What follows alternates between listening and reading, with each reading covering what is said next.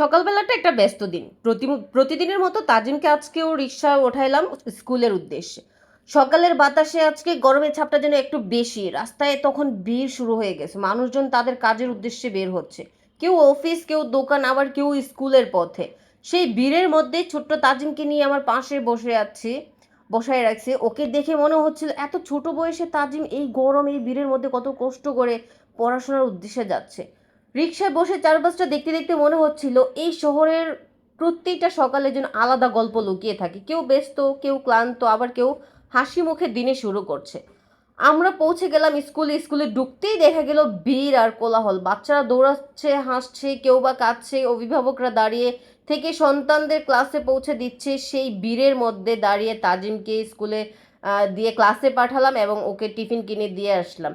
তাজিমকে ক্লাসে পাঠিয়ে কিছুক্ষণ স্কুলে বসলাম। তারপর ভাবলাম নতুন বাসার কাজটা করে আসি। 2 দিন আগে বাসা দেখে আসছিলাম।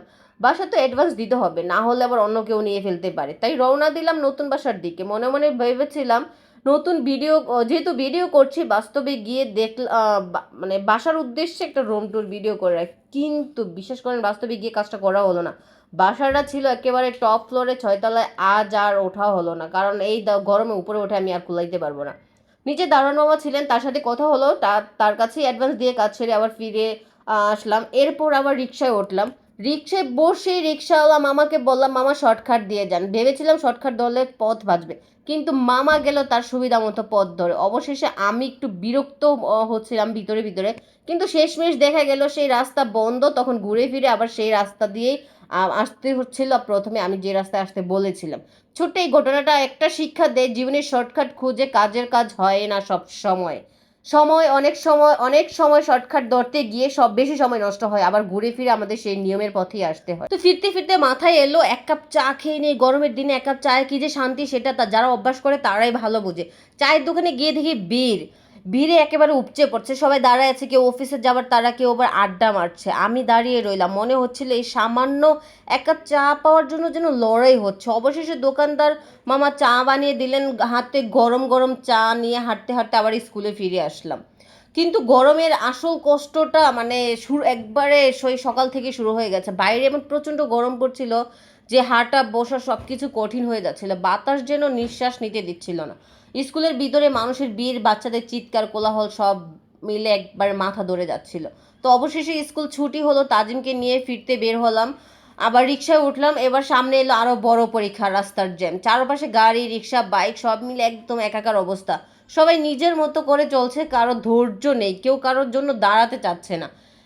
তার উপর আবার ধুলাবালি, এমন ধুলো উঠছিল যে সামনের 1 মিটার দূরেও কিছু দেখা যাচ্ছিল না। অবাক লাগে, আগের দিন বৃষ্টি হলেও আজকে রোদে সব শুকিয়ে পুরো কাঠ হয়ে গেছে। রাস্তা হয়ে গেছে ধুলোর মরুভূমি। তার মধ্যে গাড়িওয়ালাদের অবস্থা আরও ভয়াবহ। যে যার যার মতো গাড়ি চালাচ্ছে, কেউ বাঁশি শুনছে না, কেউ ট্রাফিক পুলিশের নির্দেশ মানছে না। 3-4 জন ট্রাফিক পুলিশ একসাথে চেষ্টা করেও জ্যাম ছুটাতে পারছে না। মনে হচ্ছিল এটাই আজকে স্বাধীন বাংলাদেশ, যে যার যার মতো চলছে, কারণ নিয়ম মানার সময় নেই। স্বাধীনতা মনে হয় মানে যদি হয় বিশৃঙ্খলতা, তাহলে স্বাধীনতা নয়, এটা আসলে অরাজকতা। এই অভিজ্ঞতা আমাকে আরও ভাবতে বাধ্য করলো। আমরা প্রতিদিন শর্টকাট খুঁজে, আমরা প্রতিদিন নিজেদের সুবিধা আগে চিন্তা করি, কিন্তু ভাবি না এর প্রভাব অন্যের উপরে কতটা পড়ছে। রাস্তায় যদি সবাই নিজের মতো চলে, তবে বিশৃঙ্খলা ছাড়া আর কিছুই থাকে না। গরম, ধুলাবালি, জ্যাম সব কিছুর ভিতরে আমি আজকে নতুন একটা শিক্ষা পাইলাম। আসলে আমাদের স্বাধীনতা হবে তখনই যখন আমরা নিজেদের সুবিধার পাশাপাশি অন্যের সুবিধা ভাবব। নিয়ম মানা, ধৈর্য ধরা, সামান্য সহযোগিতা, এসব ছোট্ট জিনিসের ভিতরেই পরিবর্তন আনতে পারে। যেমন রাস্তার সবাই যদি একটু করে নিয়ম মানে, তবে হাজার মানুষের কষ্ট কমে যাবে। আর শর্টকাট খুঁজতে না গিয়ে সঠিক পথ ধরে বেছে নিলে আমাদের যাত্রা যেমন সহজ হবে, তেমনি জীবনও আরও সুন্দর হবে।